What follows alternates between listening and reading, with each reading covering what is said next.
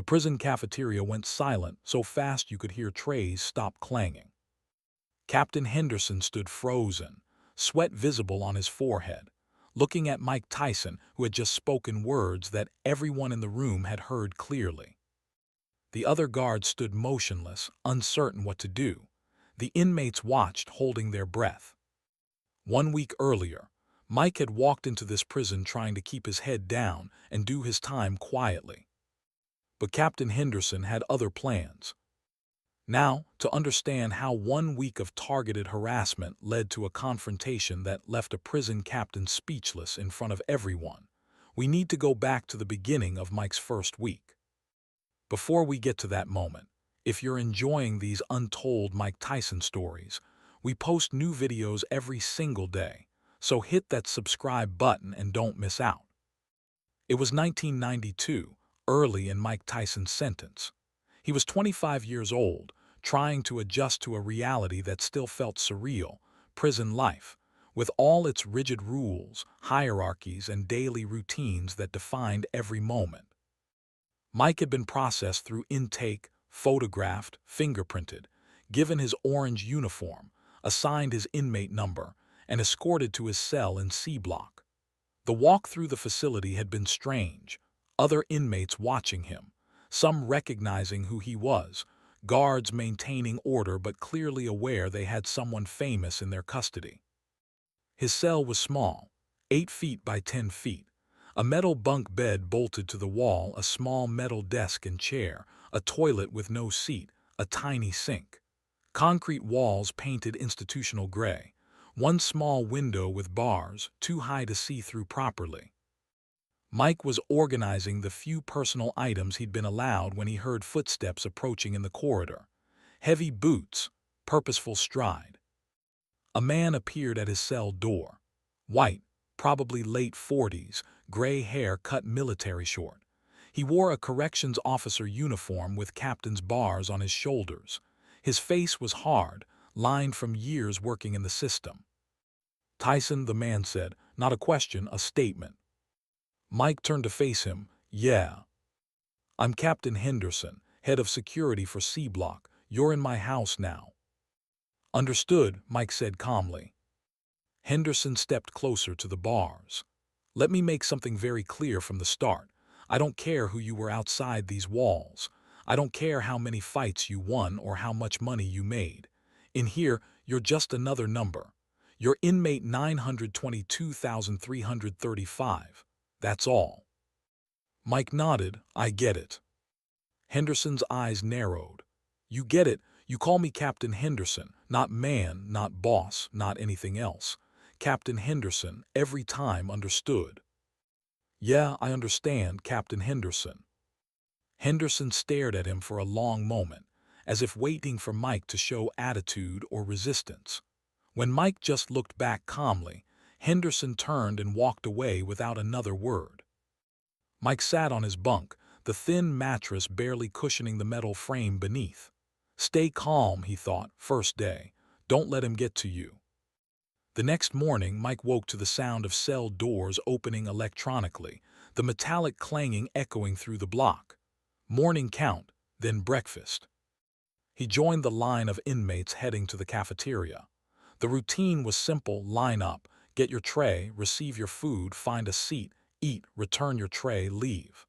Mike was maybe 10th in line, waiting patiently. Then he heard a voice he already recognized. "Tyson." Mike turned. Captain Henderson was walking toward the line. "Yeah." "Get to the back of the line, right now." Mike glanced at the inmates ahead of him, confused. "Why? I've been waiting." "Did I ask you to question me?" Henderson interrupted sharply. "Back of the line, move." The other inmates were watching now. Some looked uncomfortable. Others kept their eyes down. "Captain Henderson, what did I?" "That's strike one, back of the line, last time I'm saying it." Don't give him a reason to extend your time, Mike thought. Just do it. He walked to the back without another word. As he passed, an inmate muttered quietly, "Henderson's already got it out for you, man." By the time Mike got his food, breakfast was nearly over. He barely had time to eat before guards started clearing the cafeteria. That afternoon during yard time, Mike walked the perimeter.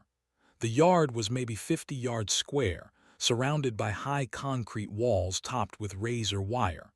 Some inmates played basketball, others lifted weights, some just stood in groups talking. Mike was on his second lap when Henderson approached. "Tyson." Mike stopped. "Yeah." Henderson looked him up and down, his eyes settling on Mike's arms.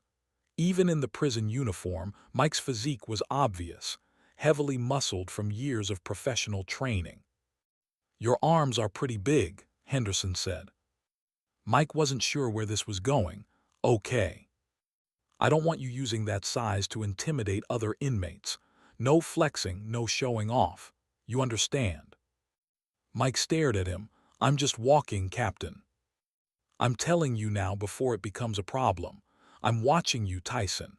Any sign of intimidation, you're going to solitary. Clear." "Stay in control," Mike thought. "He's testing you. Don't play his game." "Clear, Captain Henderson." Henderson turned and walked away. An older inmate sitting nearby shook his head. The message was clear. Henderson was targeting Mike, and everyone could see it. On the fourth day, Mike had his first scheduled shower. C-Block had access to the shower facilities from 2:00 to 2:30 p.m. Guards monitored the corridor but didn't stand inside, giving inmates minimal privacy. Mike entered the shower area with his towel and soap. The room had maybe 10 shower heads along the walls. He turned one on and stepped under the stream. The water was lukewarm, pressure weak, but it felt necessary after days of tension. He'd been washing maybe 2 minutes when Captain Henderson's voice echoed through the room. "Tyson, 5 minutes total. Other people are waiting." Mike looked around.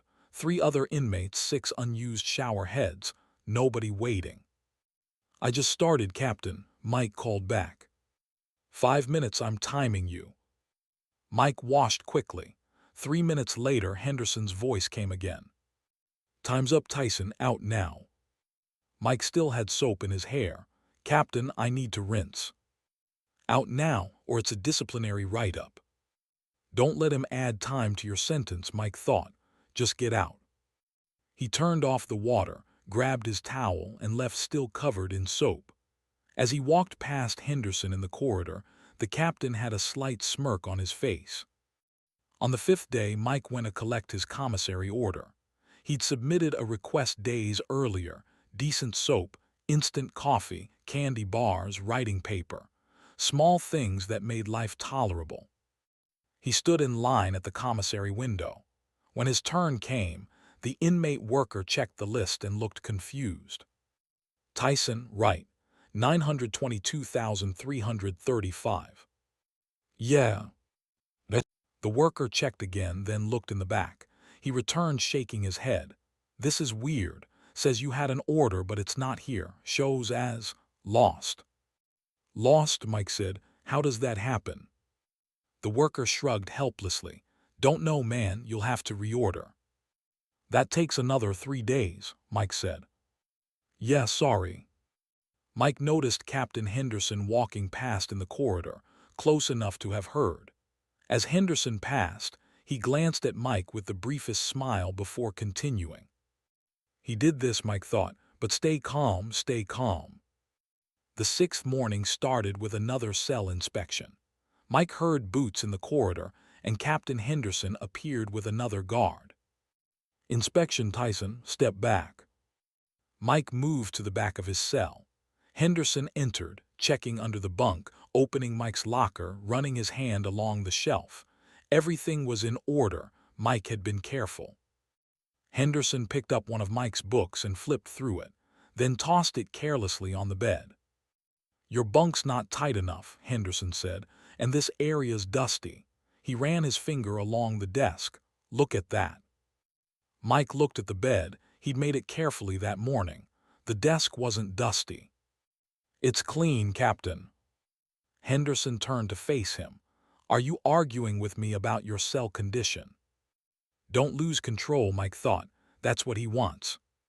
No, Captain Henderson. Good, clean it again. I'll check later. Henderson left.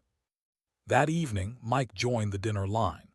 It had been 6 days of constant harassment, but he'd maintained control, hadn't given Henderson any legitimate excuse for discipline. The cafeteria was crowded, C block and D block overlapping, maybe 100 inmates. Guards stationed around the perimeter. Noise level high conversations, trays clattering, chairs scraping. Mike was 15th in line when he heard it. Tyson. Captain Henderson was walking toward him. Yeah. Step out of line, back to your cell, dinner revoked tonight. Mike felt something shift inside. 6 days. 6 days of taking harassment, 1 week of this, but this is too much. Why? Mike asked, his voice calm but firm. Because I said so. That's all you need. Move. Mike didn't move. Inmates around him stopped talking. People were watching. He needs to learn, Mike thought. He needs to understand boundaries. Captain Henderson, I'm asking for a reason. Henderson's face showed anger. You're questioning a direct order. I'm asking for clarification, Mike said. The cafeteria had gone noticeably quieter. Guards were paying attention, hands moving toward equipment, ready to respond. Henderson stepped closer, trying to use proximity to intimidate. You don't get to question my orders. I run this block. When I tell you something, you do it. End of discussion. Mike looked at Henderson for a long moment. The cafeteria was almost silent now, everyone watching. Then Mike spoke, his voice carrying clearly. 1 week, Captain Henderson. Henderson blinked. What? 1 week. I've been here 1 week. Every single day, you've targeted me for no reason. You need to watch, Henderson started. Breakfast line, yard harassment, 3-minute shower, my commissary disappearing, my clean cell suddenly being dirty. Mike's tone was controlled but firm. Stay calm, words not fists. Mike took a step forward, closing the distance. Not threatening, but his presence undeniable. Now just a couple feet from Henderson. The cafeteria went completely silent. One of the guards near the wall started moving forward, hand on his radio. Captain, should I? Henderson raised his hand sharply without looking away from Mike. Stay there, Wilson. The guard stopped but stayed alert, watching closely. You look at me and you see someone who used to have power, Mike continued, his voice calm but carrying weight. Fame, money, respect, and you want to make sure I know that means nothing in here. Henderson's jaw tightened. A bead of sweat appeared on his temple. You think wearing that uniform makes you powerful, Mike said, eyes locked on Henderson's. You think rank and rules mean you can push people around without consequence. The silence in the cafeteria was absolute. Mike's voice dropped slightly, but in the silence it carried to every corner. But here's what you need to understand, Captain. Outside these walls, without that uniform protecting you, you wouldn't talk to me like this. And we both know why. Henderson's face had lost color. Sweat was now visible on his forehead. Outside, without the badge, without the system, Mike paused. You wouldn't feel so powerful, and you know it. Are you, Henderson's voice cracked, he swallowed, are you threatening me? No, Mike said simply. I'm just pointing out reality. Before we continue, drop your thoughts in the comments below. Was Mike right to stand up to Captain Henderson? Now back to the story. Mike took a step back immediately, creating distance. Say what needs to be said, then step away. I've been respectful all week, Captain. Even when you haven't been, I haven't broken rules. I'm trying to do my time. His voice was firm but measured. But respect goes both ways. You want it from inmates. Give it. Don't abuse authority just because you can. Mike turned and stepped back toward his place in line before Henderson could respond. The inmates made room for him.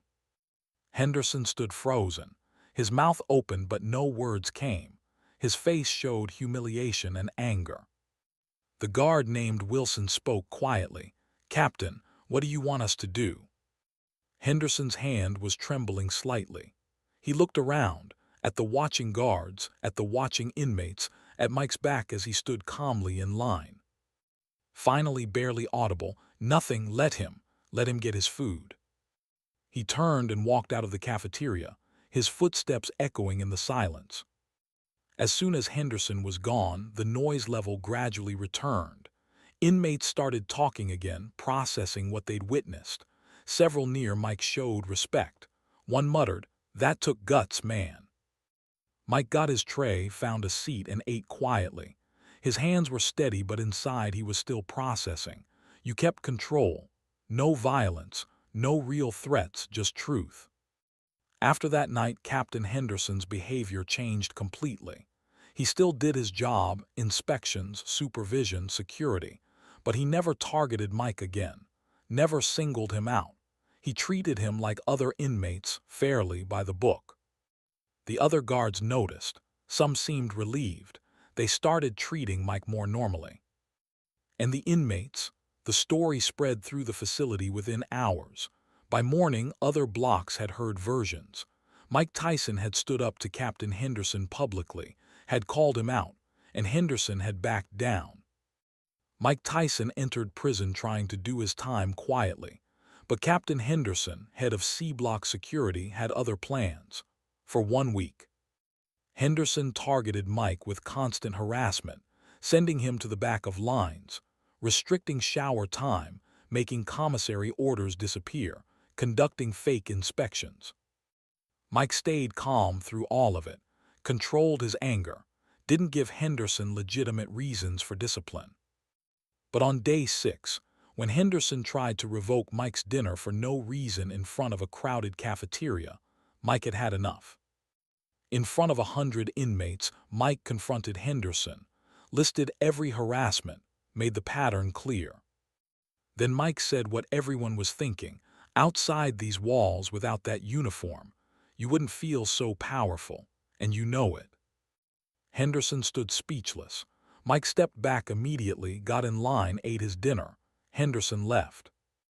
This story wasn't about violence or threats. It was about standing up to abuse of authority, about maintaining dignity, about understanding that respect must flow both ways.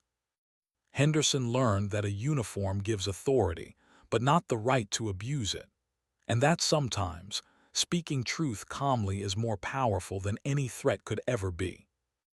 Mike served his sentence. Henderson continued his career, but after that night their dynamic was forever changed, based on mutual respect, because Henderson learned what everyone in that prison already knew: some people you just don't push. In prison, you don't win by being loud. You win by staying calm.